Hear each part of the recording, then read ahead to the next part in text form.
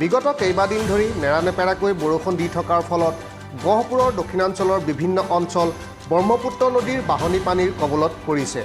গহপুৰ মহকুমাৰ দক্ষিণাঞ্চলৰ বাকৰি দলনি, বৰতামুলী, ৰাওনামুখ, লোহিতমুখকে ধৰি কেইবাখনো গাঁও পঞ্চায়তৰ ব্ৰহ্মপুত্ৰ নদীৰ দাঁতিকাষৰীয়া অঞ্চলত সৃষ্টি হোৱা বানে কৃষকসকলৰ মাজত হাহাকাৰ পৰিৱেশৰ সৃষ্টি কৰিছে।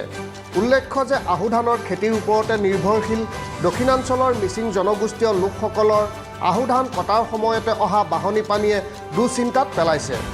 দেওবাৰৰ পৰা বাঢ়ি অহা বাঢ়নী পানীয়ে বহু কৃষকৰ আহু ধানৰ খেতি ডুবাই পেলোৱাৰ লগতে যিসকল কৃষকে আহু ধান কাটিছিল সেইসকল কৃষকৰ ধানৰ মুঠি পানীয়ে উটুৱাই নিয়াৰো উপক্ৰম ঘটিছে। তীব্ৰ গতিত বাঢ়ি অহা বানৰ ফলত পশুধন ৰখাৰ স্থানৰ লগতে পশুধনৰ খাদ্যৰ অভাৱে দেখা দিয়াটো প্ৰায় নিশ্চিত হৈ পৰিছে। চলিত বাৰিষাৰ প্ৰথমটো বানৰ কবলত পৰা ৰাইজে গহপুৰ মহকুমা প্ৰশাসনক বানপীড়িত ৰাজ্যক বান সাহায্য প্ৰদানৰ লগতে পশুধনৰ খাদ্য যোগান ধৰিবলৈ আহ্বান জনাইছে।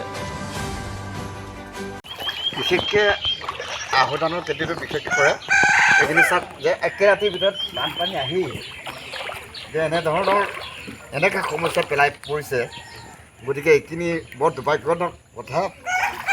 যে চাওক যে আজি 2-3 দিন ধৰি একেৰাহে বৰষুণ দি আছে। বৰষুণ দিয়াৰ পাছত আকৌ ইফালে হেৰি কি বুলি কয়, ধান কটা যিটো মুঠি আমাৰ মিচিং মুঠি ছিষ্টেমত কৰি থাকে, এইখিনি একে ৰাতিৰ ভিতৰত বানপানীয়ে উঠাই লৈ গৈছে। গতিকে কেনেধৰণৰ বসবাস কৰি থাকিব লাগিব, এইকাৰণে আমি কৰ্তৃপক্ষৰ ওপৰ মহলক জনাওঁ যে যিটো ছিষ্টেম যে হেৰিখিনি চাওক কিছুমান হেৰিত চৰকাৰ ফালৰ পৰা কিবা সহায় সহযোগ পালে আমাৰ ভাল হয়। আৰু আমাৰ ইয়াত বিশেষকৈ গাঁও প্ৰধান বুলি কয়, গাঁও প্ৰধান থাকে, গাঁওবুঢ়া আৰু লগতে থাকে আমাৰ হেৰিসকলে।